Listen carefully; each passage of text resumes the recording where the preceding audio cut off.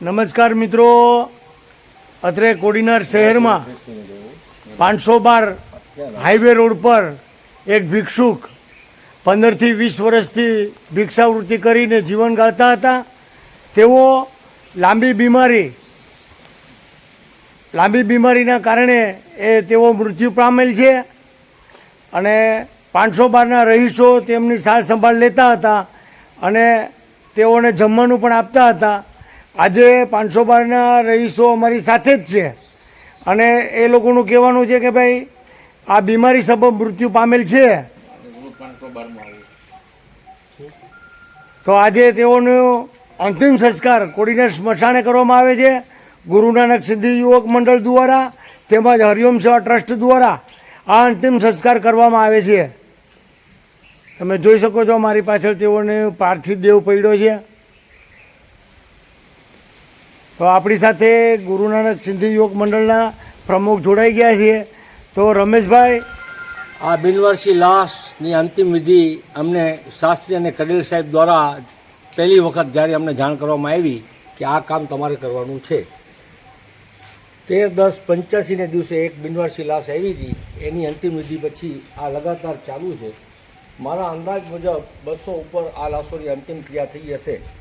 મારી સાથે જયેશભાઈ મેર 1985થી જોડાણા, એ પહેલાં અમારી ટીમ આ કામ કરતી હતી. જોકે આ બધાનો સહકાર અને મદદથી થાય છે. આ કામ એકલાથી થતું નથી. કહેવાનો ભાવાર્થ, આ કામ થોડુંક કઠિન અને અઘરું તો છે જ, પણ દરેક ગામમાં દરેક વ્યક્તિને આ કુદરતે બક્ષેલી એક બક્ષિસ છે અને આ કામ કરવું આ એક ધર્મનું કામ છે.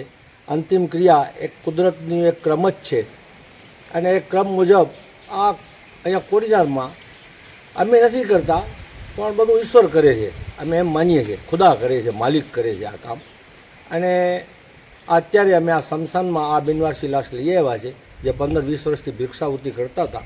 અમે પોલીસને પણ જાણ કરેલી છે, કારણ કે આનું કોઈ આગળ પાછળ છે નહીં અને આનો કોઈ પતો નથી, આનો કોઈ ખ્યાલ નથી કે શું આના કોઈ વાલીવારસ છે કે નહીં. ને આવા ભિક્ષુકોના વાલીવારસ ક્યારેય પણ અત્યાર સુધીમાં આવ્યા નથી અને આવતા પણ નથી. ને લાશ અમારી પાસે એક સબ પેટી પણ છે ફ્રીઝ રાખવા માટેની, પણ એમાં 3-4 દી રાખીએ છીએ, પણ એમાં દુર્ગંધ પણ બહુ બેસી જાય છે અને આગળ પાછળથી બહુ તકલીફ પડે છે રહીશોને પણ. એટલા માટે આ લાશ અમે સ્મશાને લઈ આવ્યા છે. અમે ખુદ પણ બીમાર પડી જાય અને અમે આ લાશ જ્યારે પણ લઈ આવીએ છીએ, 3-4 દી રાખીએ છીએ પોલીસના કહેવા મુજબ, ત્યારે અમે પણ બીમાર પડી જઈએ છીએ. અને કહેવાનો ભાવાર્થ, આ એક સારું અને ધર્મનું કામ છે અને તમારા બધાના યોગ્ય અને મદદથી અને નગરપાલિકાના સહકારથી આ અમે સ્મશાને લઈ આવ્યા છે. આમાં સમગ્ર તાલુકાનો પણ સહયોગ અમને મળે છે. એક આશ્વાસન મળે છે, સહયોગ મીન્સ આશ્વાસન મળે છે. અને અમારી પાસે એક ફ્રી સેવાની એમ્બ્યુલન્સ પણ છે, એનો લાભ પણ લેજો. એક સબ પેટી પણ છે ફ્રીજની, કોઈને જરૂરિયાત ન પડે પણ છતાંય જરૂરિયાત પડે તો ફ્રી સેવામાં આ એક ફ્રી સેવા પણ ચાલુ છે. નમસ્કાર. 512ના રહીશ એટલે કે રઘુભાઈ પોતે પણ હોય તો એમની પાસેથી પણ માહિતી મેળવીએ. ભિક્ષુક અંદાજે કયા રાજ્યના હોઈ શકે?